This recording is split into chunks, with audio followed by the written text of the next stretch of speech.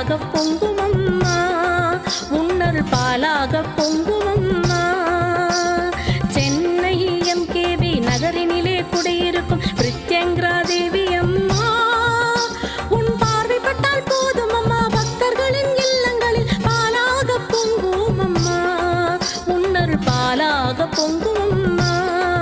உன்னருள் பாலாக பொங்குமம்மா